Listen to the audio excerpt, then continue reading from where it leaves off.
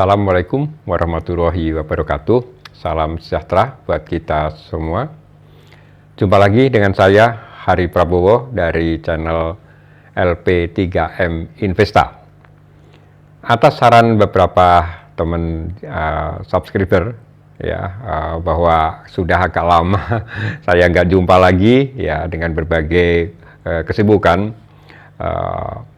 kami berniat untuk kembali, tayang di episode-episode selanjutnya, khususnya untuk edukasi investor di bidang pasar modal.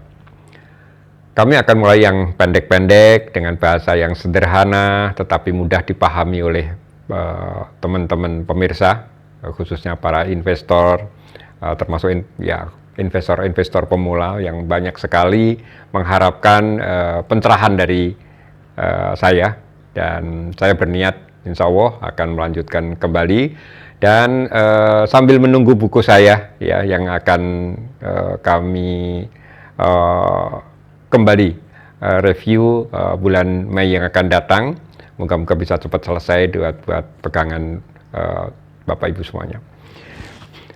Topik hari ini saya ingin bicara sedikit mengenai yang saat ini fenomena, ya, banyak sekali emiten-emiten atau perusahaan-perusahaan itu membagikan dividen tunai, dan gede-gedean tuh untuk tahun ini, ya, itu dividen tunai itu dividen yang dibagikan untuk laporan keuangan yang berakhir tahun 2022 yang lalu. Jadi dibayarnya baru tahun 2023 ini.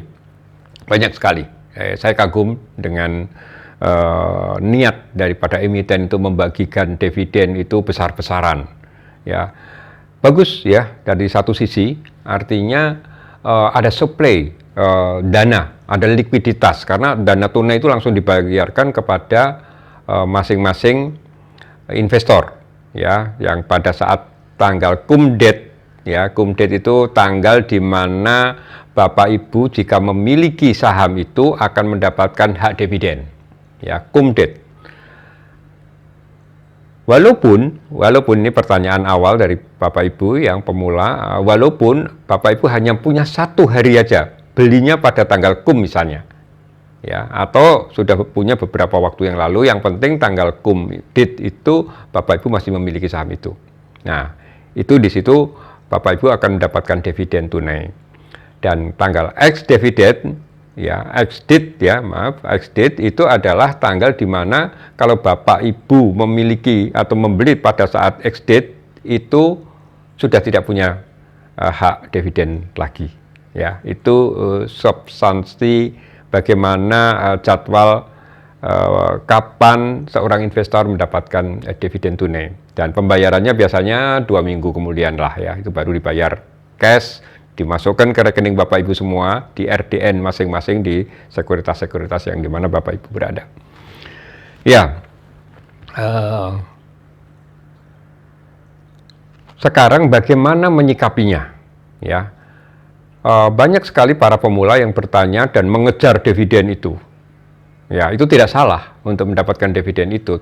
Tetapi pertanyaan selanjutnya adalah kenapa setiap X date, ya, setelah cum date itu hak untuk mendapatkan dividen, nanti setelah X date kok harganya itu turun, gitu. Jadi kan banyak bertanya, kenapa Pak kalau habis bagi dividen kok harganya turun? Kenapa? Itu pertanyaan dari teman-teman pemula, ya. Nah, dan turunnya itu rata-rata sebanding dengan jumlah dividennya, ya, itu. Nah, saya akan jawab begini. Ketika perusahaan itu belum membayar dividen, itu kan asetnya masih banyak, belum berkurang, ya, aset, ya, saya bicara, termasuk aset cash itu, ya, dari cash itu kan. Nah, misalnya satu perusahaan akan membayar dividen sebesar total semuanya adalah 1 triliun misalnya, 1 triliun. Ya, ini adalah 1 triliun itu adalah satu cash yang masuk di aset yang nantinya akan dibayar dividen. Nah, ketika dividen itu diputuskan dan akan dibayar pada saat cum-date itu, ya, mereka kepada yang masih tercatat itu, maka ketika nanti dividen tunai dibayarkan, maka kan aset ya, sekali lagi aset perusahaan itu akan turun sebanding. Jadi kalau tadinya masih ada uang 1 triliun di perusahaan, terus dibayarkan 1 triliun itu keluar kan berarti untuk membayar dividen Bapak Ibu sebagai pemegang saham, maka kan otomatis asetnya turun 1 triliun. Itu pasti. Nah, dari situlah karena aset itu turun, maka nilai dari perusahaan itu akan turun. Itu sehingga para investor itu dia ya sudah, karena mereka udah tahu diri ya, perusahaannya turun, ya sudah, tapi di sisi lain kan dia dapat dividen, ya kan, masing-masing misalnya berapa, ya ini ada contoh nanti, ya, jadi mereka akan turun, dia sadar bahwa itu nilai perusahaan turun, ya harganya akan turun, harga di pasar ya, itu. Nah, itu yang menyebabkan harga di bursa itu setiap kali ex-date itu akan mengalami penurunan. Yang penurunan itu sebanding dengan nilai jumlah dividen yang akan dibayarkan. Nah, sekarang bagaimana perilaku atau sikap investor? Ya, apakah akan mendapatkan dividen tetapi besok harga turun? Ya, atau seperti apa? Nah, kalau sudah mempelajari seperti ini siklusnya, tentu investor punya dua pilihan. Pilihan pertama adalah ambil dividen, pertahankan saham itu sampai cum-date, ya. Tapi resikonya pada saat ex-date itu harga rata-rata akan turun. Ya, dapat dividen tapi. Nah, itu akan diterima kira-kira ya seminggu, 2 minggu yang kemudian dapat tunai. Gitu. Nah, sekarang tinggal Bapak Ibu semua. Apakah pilih dividen atau juga punya pilihan lain? Artinya pada saat cum itu Bapak Ibu justru menjual saham itu. Menjual karena tahu memprediksinya besok akan turun. Nah, dijual pada saat cum, belilah pada saat ex-date 1 hari kemudian. Nah, tinggal prediksi Bapak Ibu ini bagaimana penurunan itu, maka penurunan itu seberapa. Misalnya ini contoh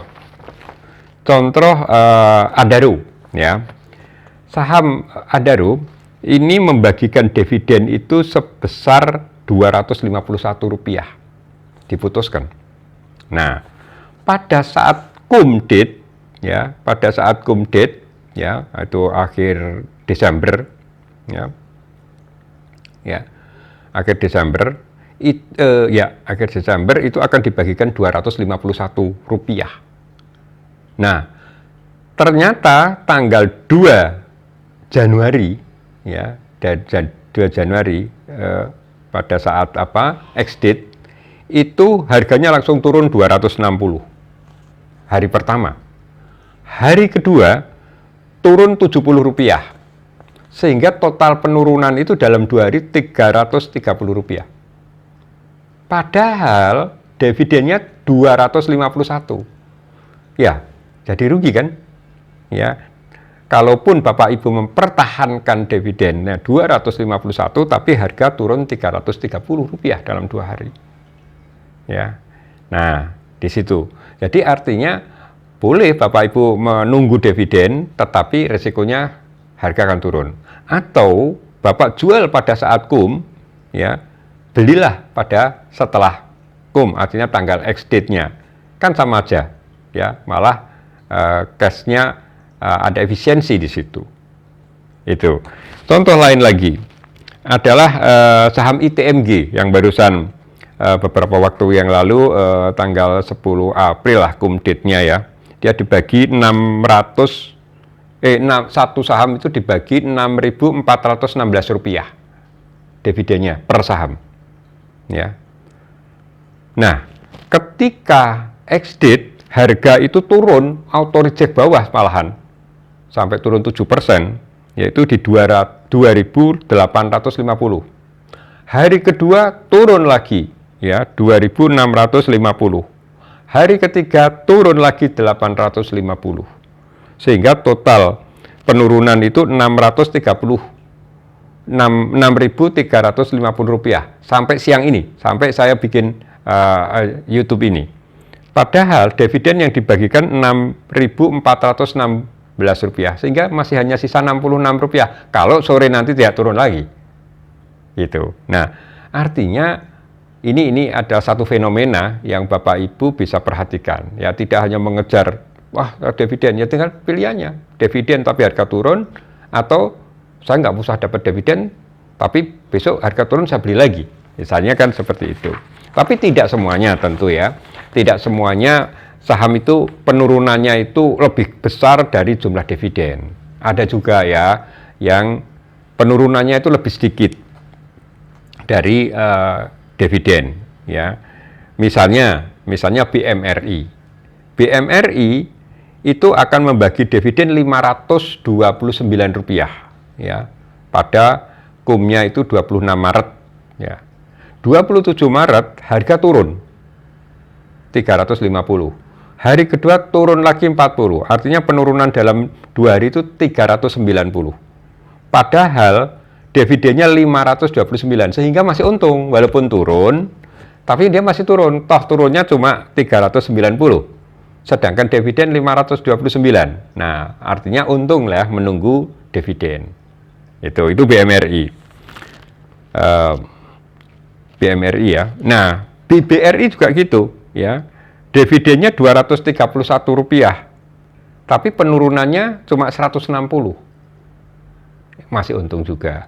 Ya, inilah artinya Bapak Ibu bisa memilah-milah ya, karakter-karakter mana yang kalau dividen itu dibagikan dia akan turun harganya esoknya, itu pas ex-date itu penurunannya masih sebatas jumlah dividen atau lebih tinggi dari lagi ya, lebih besar lagi dari penurunannya ya dengan dividen, atau lebih kecil penurunannya.